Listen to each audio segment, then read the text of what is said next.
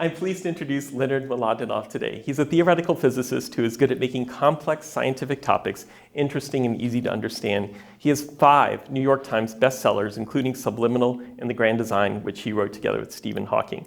Among other TV shows, he wrote for Star Trek: The Next Generation.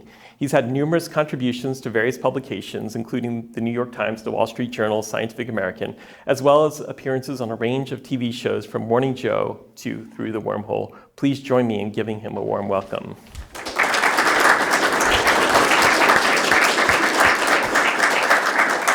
Thanks for taking your time to come here, because I had a little tour, and I know you could be at the gym, you could be having sushi, you could be out walking around on a nice campus, so wow.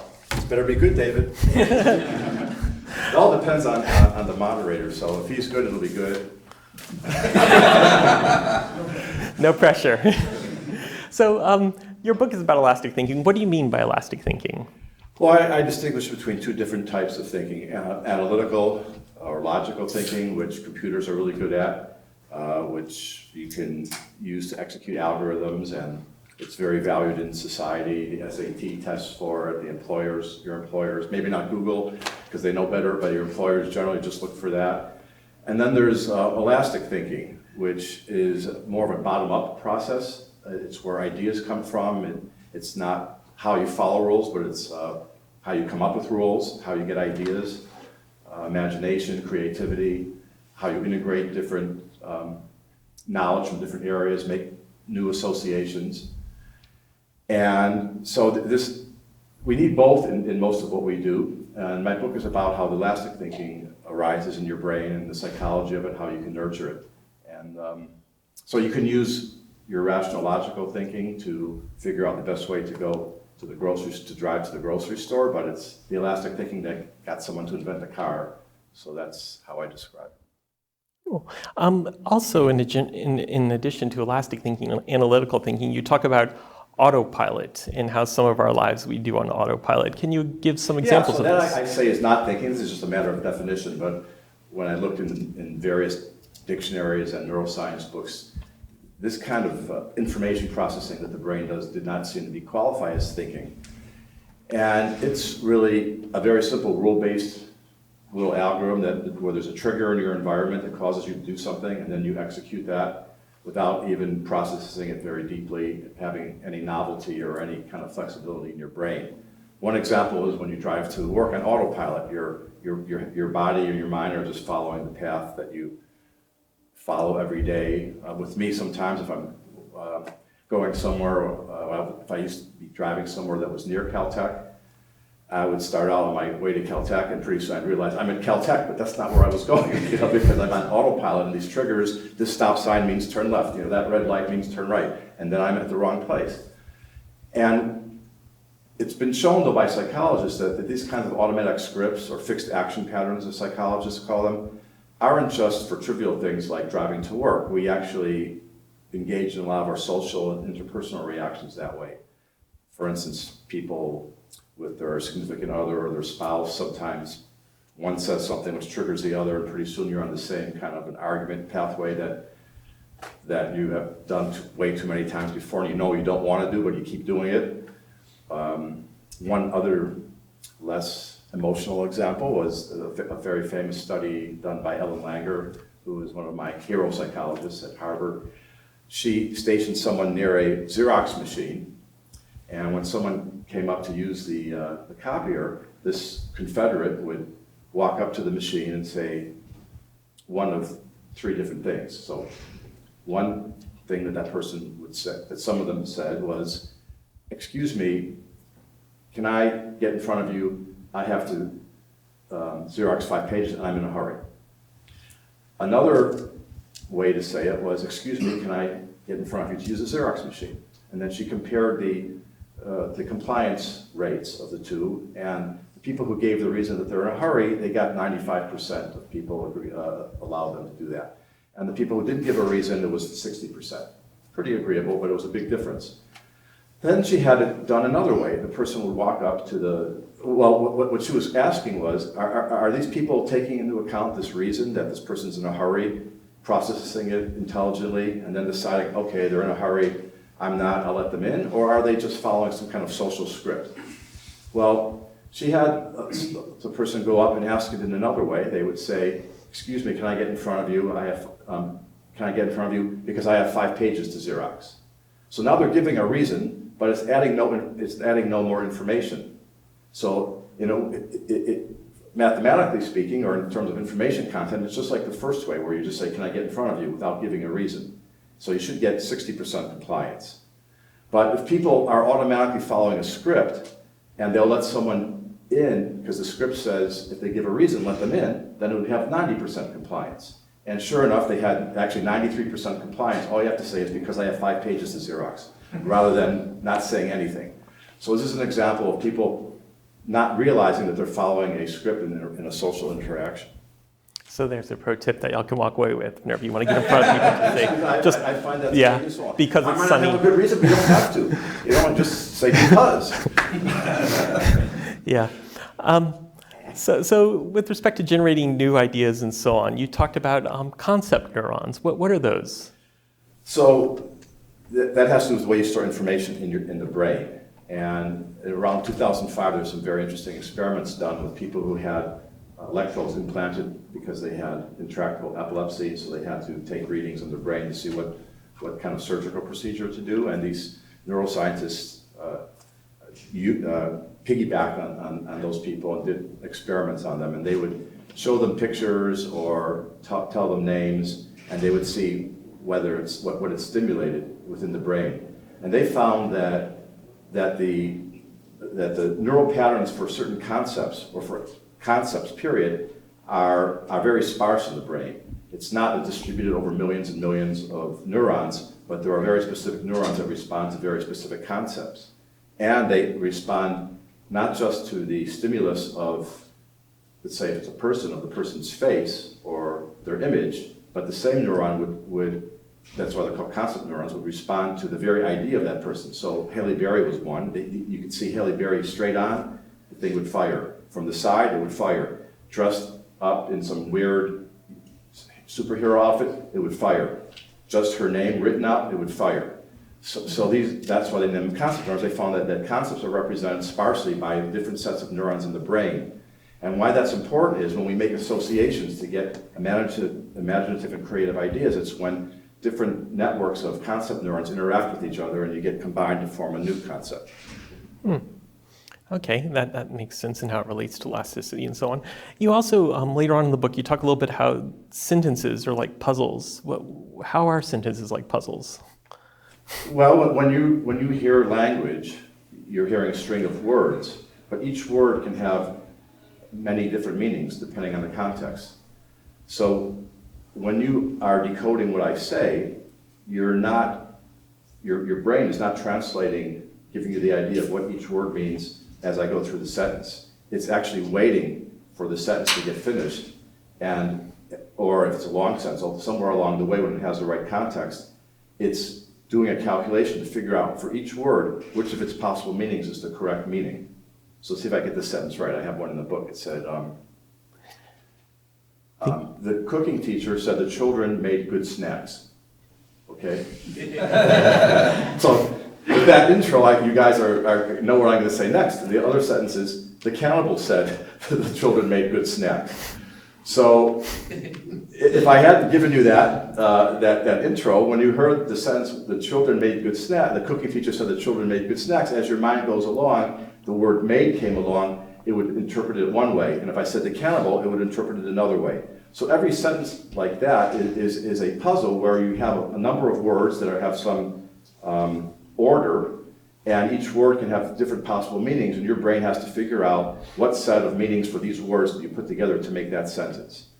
And should I let you ask another question? Or should I tell you why that's go ahead. important? No, just... So the reason that's important is that two language researchers were looking at what happens when people have strokes on the right side of the brain. And people had traditionally thought that the left side of the brain is important. This is back until through the 1950s and the early 60s. And the right side, they would say, it's just a throwaway, you don't really need it, it's just there. I don't know what they were thinking, but basically that's what they said. And Roger Sperry, who you may have heard of, thought that that would be ridiculous, and he wanted to know what the real difference was between them. And he realized that by observing people with strokes, you couldn't really, or other brain damage to one hemisphere or the other, it wasn't controlled enough to really tell. He started cutting through the corpus callosum of animals to separate the right and the left brain. And then he designed experiments that would address just the right side or just the left side of the brain. And you can do that because your senses also go through the right, they're also lateralized. So you can present either auditory signals or visual signals to one side or the other, and then you can make tests to see if I teach the right side of the brain something, does the left side know it? And he found that there are basically two independent information processors, which was very controversial because you might imagine if you believe in a soul, does that mean you're two souls or two people, or what does it mean? But he ended up getting a Nobel Prize for it. And yet it didn't have quite the impact that maybe it should have through the years. And people still were kind of tending to dismiss the right side of the brain. And the left side is the one that's known for language. But these two researchers, Kunyos and Beeman, were looking at the deficits that people had who had right side strokes. And they were very interesting. They had trouble understanding metaphors. And they had trouble understanding jokes. You would tell them a joke and they wouldn't think it was funny. Which, usually if I tell a joke, people some fraction of them. If not, they have brain damage. So think about that when you choose whether or not to laugh. So what they were saying was, okay, well, how does this relate? If a language is like a puzzle, what does this mean? And they eventually, through a lot of experimentation and thought, they came to the conclusion that when you hear a sentence or when you see a puzzle, your brain, or when you're at work and you run into a problem you have to solve, right? Your brain starts throwing out ideas, associations, as to how you might approach it or solve the problem. And these are all being at first done on a subconscious level, and not all of them enter your consciousness. Then there are various filter circuits in your brain that work together to determine what reaches your consciousness. This is also the same way that you have inhibition of your behavior. So if you walk by the cafeteria and you're hungry and you see a French fry, your brain is giving you the idea to grab the French fry. And your brain is also censoring that idea because it's probably not a good idea to walk by and grab food from other people's tables, right? And in the book I tell a story about my dad had a stroke in that part of his brain and he would grab the French fry. He would get the idea and he would do it. Well, that's bad because we need these filters. We need them to keep us from doing stuff like that, or if you're on the second floor, don't just jump out the window, take the stairs. And you don't want crazy ideas when you're trying to solve a problem either. Or you get too many crazy ideas and you get nowhere. On the other hand, sometimes a crazy idea is the one that solves the problem. And if your brain is too conventional and filters out all those ideas, then you're not going to solve the problem. You're never going to have a creative thought. You're never going to innovate. So it's all a balance, and the idea of in elastic thinking is how to tune this balance for yourself. So what Kunyos and Beeman realized was that the right side of your brain, a certain structure in the right side of your brain is producing these more odd ideas, and on your left side of the brain is producing the more conventional ideas. And then these different structures in your brain are choosing what to bring to your consciousness. And so a metaphor is based on an odd interpretation of a word. You are the light of my life. Well, I don't really mean that I can't see unless you're in the room, or if you tell a joke, it usually does not depend on the literal meaning of what's going on. It depends upon making some jumps. So your right side of your brain is understanding and proposing these ideas, and your left side are the more conventional ones. So the people who had the brain damage on the right side were not getting these more, they call them remote associations, only the more usual associations. So they could understand jokes and metaphors, but they realized that this is part of a much broader theme, which is that your ideas in general come that way. When you're solving any puzzle in life, not just a sentence in a language, your right side of the brain is proposing the more odd solutions or ideas or thoughts, and the left side the more conventional ones, and your filters and your different brain structures are sorting through that. Yeah, related to the remote associations, you brought up this instance of these researchers who had compound remote association problems, which they didn't quite abbreviate like that, right? That, but they compound remote association problems. So they didn't want I mean, a lot of scientific papers have that in them, but no scientist wants to actually use that word, so they call them CRAs. Probably a wise move. I think one example you gave was pine, crab, and sauce was one of the examples. Okay, so here's the puzzle. There's another word that goes with each of those. So if you think of cone, for instance, it's the wrong one, because pine cone, but not sauce cone, right? So it's pine, crab, and sauce. That's one of their puzzles. So there's two ways to solve that puzzle, just like there's two ways of thinking. You can analytically start running through words in your mind. You may have some heuristic about what kind of words to run through, or you may start with one of them, like pine, and do those words, and then check each one with the other next word, and then check that with the next word. Or you sit there and you go, and then it comes to you, right? That's called insight. They call that insight. So what they were studying was the different ways that our brain works, doing one versus the other. And they also, one of the ways that they could tell what parts of your brain are doing what is they would image your brain while you were doing that. And sometimes they would use something called transcranial stimulation, which disrupts part of your brain. So you could actually electronically disrupt certain structures in your brain, and suddenly people are solving these problems a lot better than they were. In one case, there was a very experienced meditator who was so good at focus that he couldn't solve any of these problems, and he was kind of embarrassed. And then this is a very important lesson in the book, he was able to see that and change his thinking, change his approach, relax, and open up let his filters go away and open up his mind. And then he suddenly did better than other people generally did. And these researchers said in all the years of presenting these problems, no one ever had a switch like that. So it's possible to take charge of your brain and the way you think. And to throw in one more random comment on that, it's very interesting that they could see in their subjects' brains through they used both fMRI and EEG. They could tell about 5 or 6 seconds before the subject even solved the problem, and even before they knew what the problem was, which way they would do it, whether it was analytical or elastic. And the subjects didn't realize that they had predetermined in their brain what they were going to do, but they were in one mindset or another. So they were either in an analytical mindset or an elastic mindset. By reading the brains, the experimenters could tell which one it was. And then when they asked them afterwards, how did you solve the problem, they were right about whether it was this letting the thing come to you or the analytical thinking. Has anyone, by the way, solved? So the words were, I don't want to say crab. Pine. So to be clear, you have to come up with one word that pairs with each of these other words. It could be before or after it. So pine, crab, and sauce. Apple. There you go. And did you get that by logically reasoning out, or did it just come to you? Okay, well that's a good way to get.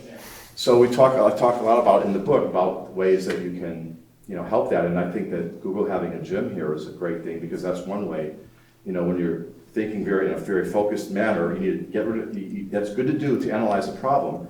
Then you want to let that go and stop thinking about it. Get on the treadmill, do something that really takes you away and doesn't let you think about your grocery list or what you have to do at home or that problem, and then things will come to you. Or taking the nap, you have little nap rooms. That's a great thing. I mean, I see that they understand this here. So I like how you do that. You talk about I guess these different modes of thinking and how they can apply to different situations. And I think even in the book you talked about how you take advantage of that during the day. Can you tell us a little bit about that? Well, one thing is that your filters tend to relax when you are exhausted or mentally exhausted.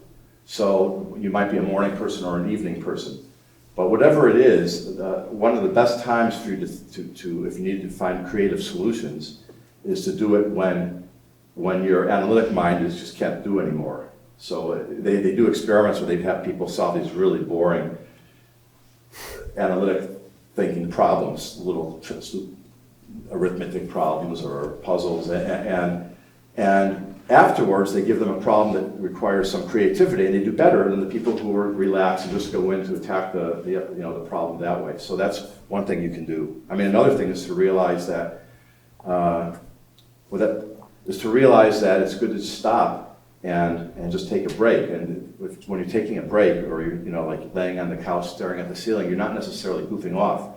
you're legitimately letting your mind work. So you can legitimately be working and consider yourself at work when you're laying down your That's good to know. And I found this great story about Leonardo da Vinci.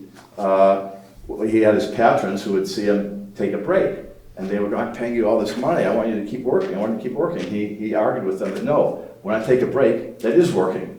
So that's a good, if your supervisor doesn't know that, just say, hey, you got Leonardo working for you now. So. And remember to use because, just like earlier, right? Use because, right? I'm laying on the couch because I need to solve this problem, not because I'm taking a nap. So I'm going to keep asking questions, but if any of you have questions related to elasticity or maybe how to activate it and so on, feel free to line up at the mic and we'll start to mix those in as time goes on. And if not, you'll just get to hear my prepared questions the whole time and put all the pressure on me. Yeah. Pressure is bad for elastic thinking. Well, fortunately, I haven't written down, so we've already activated that part. In the book, you also mentioned your collaboration with the late Stephen Hawking. What did he teach you about elastic thinking? Well, he taught many things, and I think one of the most unusual things was because of the way he communicated, we had to interact in a very unusual manner. So to compose his sentences, he had to, first he would, when I first started working with him, he would use his thumb to click a mouse, and later he had a motion sensor on his glasses that would read when his cheek twitched. And that would be like a mouse click. And on his computer screen, the cursor was flying around, and there would be rows of letters, so first row, second row. So he'd capture, let's say, the second row, then it would start moving across each letter. He'd capture a letter. Once he had a letter, it gave him a choice of words, or he could do a second letter, and then he gets a choice of words with those two letters, etc. And it was about 6 words a minute that he could do that way. So we were working together even closer than this. It'd be like no table there, and he would be typing out his sentences, and at first I'm zoning out, and I'm going, oh, wow, okay, I don't know, I'm daydreaming. But then I could, I eventually realized, I very soon realized I could see on his screen what he's writing. It would show, and at the end he would click something, and the computer voice would pronounce it. But you could watch him composing his sentences, and I would, look over his shoulder, and I would start thinking about what he was saying. So it's really interesting. And sometimes if I knew what he was saying, I would say, oh, you're saying blah, blah, blah. But sometimes I was just let it go, even though I knew what it was, because I could think about it. So as we're talking, I'm not thinking very much. It's probably pretty automatic. When you say something, it's a fixed action pattern. You say something that triggers my brain to something in the book, and I'm just reading the book to you guys. But in most conversations, it's pretty immediate. You don't talk to somebody, and then you're not going to wait 4 minutes for, would your friends wait 4 minutes for you to say something? I mean, you're stoned maybe, but not generally. So this was different. Our conversations then, at least from my side, were very different because I would think more deeply about what we were talking about. Also, we had the time to figure out what he's talking about because his mind could go pretty fast. But it's an important thing because quite often we don't think deeply enough, or you take the first answer that you get at something, and that's not the creative answer. That's, let's say, it gets their answer, but not the best answer, right? And if you would only stop and say, no, I want something better, and not just accept that answer, then you would get better ideas. And there's a good experiment in the book that they talk about with chess players, and they give, so who here plays chess? So the chess playing crowd? Well, they have these magazines or websites that give you chess puzzles. It's a board position, and they say, how do you checkmate and force a checkmate in 3 moves or 5 moves? So they give you the board position, and your problem is to figure out how you can, given your white, let's say, and it's your move, force your opponent into a checkmate in a given number of moves. So they designed a nice situation where there was a easy solution that took 5 moves, and there was a very clever solution that took 3 moves. So that's considered better. And they gave these to a lot of different chess players to solve, and they correlated how good the chess player was according to their master points. So that's a rating system they have in chess, to whether they could solve this problem. And then to some of the people, they would show the easy solution first. Some people would be given the board where the easy solution was not present, and others would be given the board the problem where the easy and the hard one were both present. And what they found was that they were really good, the experts, at solving the hard problem when the easy would stop getting to the hard solution when the easy one wasn't there. But when the easy one was there, and they of course would immediately answer it, they were a lot worse. They would not find a hard one. And they did some statistical correlations and found that it was like equivalent, I think, to 300 master points or something. So, I mean, that's a huge difference in chess. I forgot, I said it in the book, it's like an IQ difference between 90 and 120 or something like that. I mean, it really, knowing the easy answer made people a lot dumber at finding the more creative answer. So, just something to think about. I really like that aspect of the book that you had various problems there. We talked about one of them with the crab, the pine, and the sauce. We talked about the chess one. You also have various little quizzes where you can measure how open you are to new experiences, and there are other quizzes like that. I like that aspect of it a lot, that you have these various interactive things. I think we have a question. Hi, can you hear me? Yes. Cool. I have a question about how to reward elastic thinking, because humans are kind of a reward-driven animal, but most of our reward system is trying to be really analytical, so they track your performance over time. You can have a metric about it, and that's how you can get a reward for it, because the metric showed that you did well. But for creativity or elasticity, it doesn't seem there's at least I don't know a good way of saying, oh, you did good in that, and therefore I can reward you and hope that you'll continue to do more elastic thinking. So that's a great question, and we could do a whole hour on that. But, and as you can tell, my mouth tends to keep going. But so there are two kinds of rewards that people who study this talk about: extrinsic rewards and intrinsic rewards. So your brain has a reward system that I talk about in the book that rewards you when you do some certain things. And those are by definition the things you like, right? I wouldn't say it does certain things you like to do, but you like to do them because it's rewarding you and kind of works together. And then there's money and money-related things, gifts, or I don't want to say praise, because praise is kind of in between. But what psychologists have found is that the extrinsic rewards are not really good. They can be quite counterproductive. Now, if they tell you you have to finish writing this code by Monday, and it's really important to the company, it will give you 10 grand if you do it, you'll probably do it, right? So for short-term, very well-defined things, it tends to work. People, their conscious mind takes over and they do it. More long-term and less defined things, like, are you, for instance, going to be a better employee if you're rewarded monetarily? That doesn't really follow. And the more creative the task you're doing is, the less important, or even the more negative the monetary reward is. I actually quote Dostoevsky, who wasn't a psychologist, but he was complaining that about this hellish assignment he had to write this novel, and I forgot what novel it was,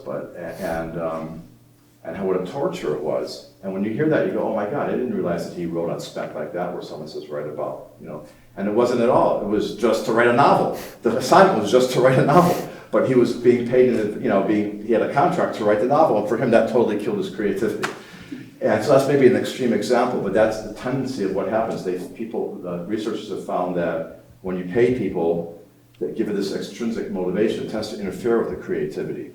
But the intrinsic motivation, which comes from you, which is Google saying to you, what do you like? Let's assign you to do that. Let's put you in the area that you like to do. And if you later on want to change, to be open to saying, oh, you want to move over there and do that. That's intrinsic motivation that comes deeper within you, from within your own brain, and that is very important and very effective. I'm going to call back. Just a moment ago, you mentioned somebody potentially being stoned. It came up in your book as well, being stoned. It's legal in this state. How does being stoned relate to elastic thinking? That's the cure for everything. It's like duct tape. Marijuana, well, okay, alcohol also, and marijuana and certain psychedelic drugs. I always trouble to pronounce ayahuasca. They act on those filters I was talking about. So that's just a chemical way of loosening those filters and allowing more creative ideas to go through. Now, I should say, which I do in the book, so they all have their own downsides. I don't just mean, you get drunk and you could walk through a window, but I mean more objectively that like marijuana has other effects on your brain, your short-term memory, hard to keep things in your working memory. I don't know if you ever had that experience where you're stoned and you forget what you were saying. And, I get that even when I'm not stoned. But more often when I am, I guess. Not that I ever am. If you're doing this out in California, never do it. So that can impede. Also, for a lot of things, you need that executive function to guide your thinking. And so the thoughts are coming, but there's no guidance. And so you're, detached from reality, and so there are these different aids that you might try, and that many artists and musicians swear by.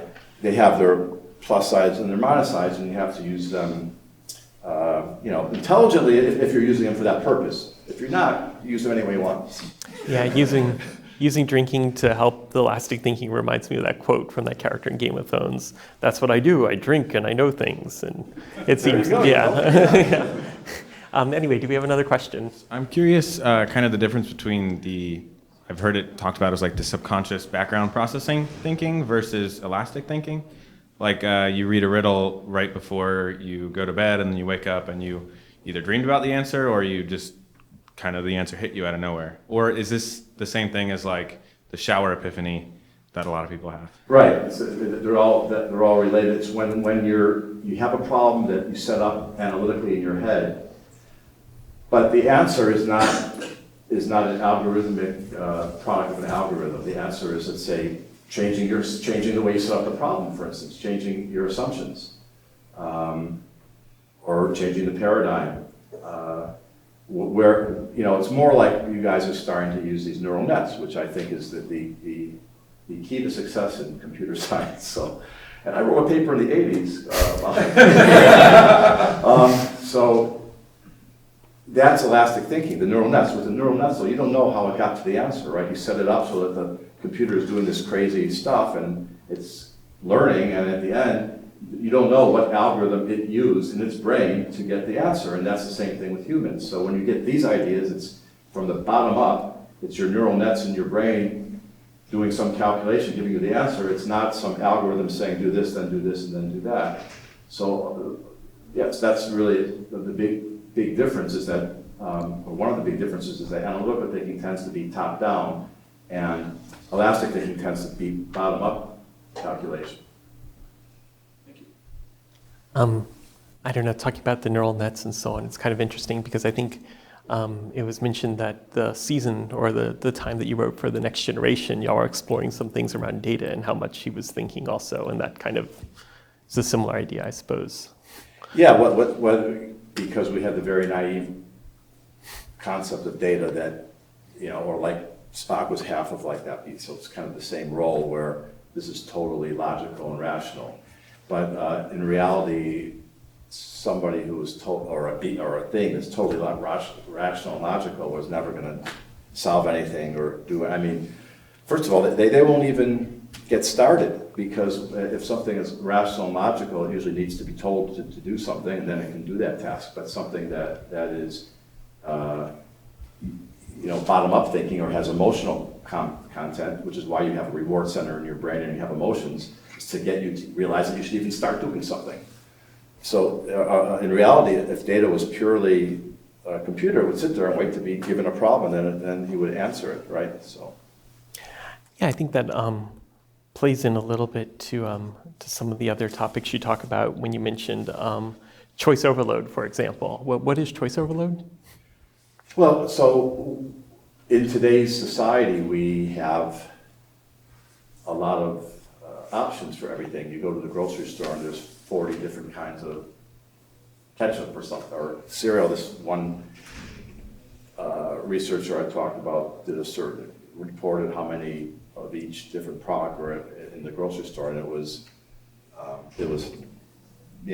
bad. And these are the kinds of things that can exhaust your brain and that can get you on these loops that are not productive. And what psychologists have found was that there's, I don't want to say two kinds of people because that's always stupid when you say there's two kinds of people, but there's two ends of a one-dimensional spectrum. And one end they call the maximizers. These are miserable people. I'm often one of them who want to optimize and maximize the utility and the economics of everything. So when I'm presented with 40 different kinds of mayonnaise, I will spend an hour analyzing each one and trying to figure out which one is better than the other one, even though it really doesn't matter, right? Or doesn't matter much. At the other end are the satisficers, they call them, who as soon as they find the first one that works, take that one and they go along very happily. So that's what I recommend. Yeah. But let's think about that again. Is that really the best answer? Wait a minute. I found it interesting when you were talking about the creative thinking and you related to schizotypic personality traits. How are those two intertwined? So, people pronounce it both schizotypy or schizotypy is a trait that is related to schizophrenia. So again, if you think of a spectrum, there would be people who are far to one end are schizophrenic, and then there are people with different traits, different degrees of that. And that has to do with how attached you are to reality. And do you tend to have a tendency toward odd and magical thinking. So based on what I've said so far, you can imagine that this has to do with some of the filters in your brain and to getting new ideas. So people who are near the schizophrenic side can often be extremely creative. Well, I shouldn't say they're not really creative, but extremely good at idea generation and generating novel, divergent ideas. They're not really often very creative because that also takes some analytical thinking to channel and figure out what you need and put everything together. So this is an interesting trait to look at because in a way it's a measure of your filters, and when your filters are too low, then you're detached from reality. But if your filters are too high, then you're so conventional that you'll never have a new idea. And that still has its place, more so than the other side in society, but it's a very important aspect of elastic thinking.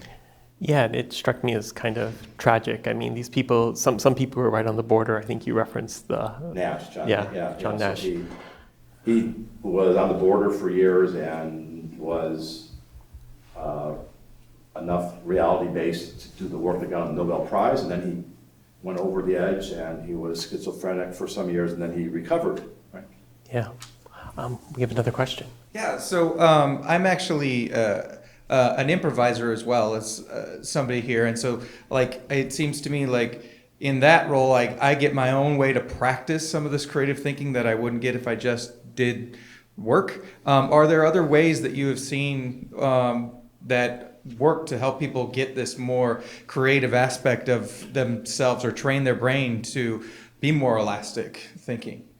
Yeah, so I talk about different things you can do. One is meditation and meditation-related exercises that make you more mindful. So one of the important things to be is mindful of how are you attacking a problem, and when you're getting to a barrier, and when it's good to stop and take another approach, and to be mindful of yourself and to know what is it that you do that can help do that.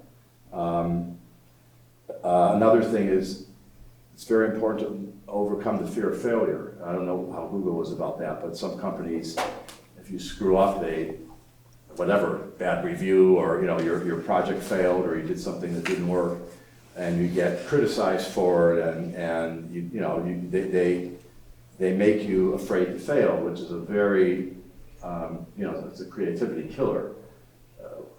As a theoretical physicist, I know that almost every idea I have sucks. And sometimes, the only question is, does it take me 5 minutes or 50 days to figure out that it sucks, and then you go through a lot of those, and eventually you get one that doesn't, and you publish something, but if you're afraid to make that jump, or even when I'm writing, it's the same way. I mean, I write a lot of stuff that's stupid. And I just hope that I notice that before I publish the book and take it out, and then somebody tells me. But if I was afraid to write something that was stupid, I would never write anything that was interesting either. I would just write a textbook. So I think that's another thing. Work on your fear of failure. And one, I don't know if you have that problem. I think it's very important to fail. Talk about how you failed. Think about when you failed. Think about when other people failed. Open up about it and get used to it. Like when I learned how to ski, I realized soon that the first thing I would do when I got to the ski slope was fall over, because I was skiing really stiff because I didn't want to fall over, and I was skiing badly because I was afraid to fall. If I fall immediately, I get that over with. Oh, it's not so bad. I'm going to fall today. I'm not going to have a fall-free day, and then I could really ski. And it's the same thing with failure. So it's good to fail, get used to it, embrace it, enjoy it. The more you fail, the more success you'll have. Right? Just keep doing it, or the more. Statistically speaking, I'm not saying that failure is a success.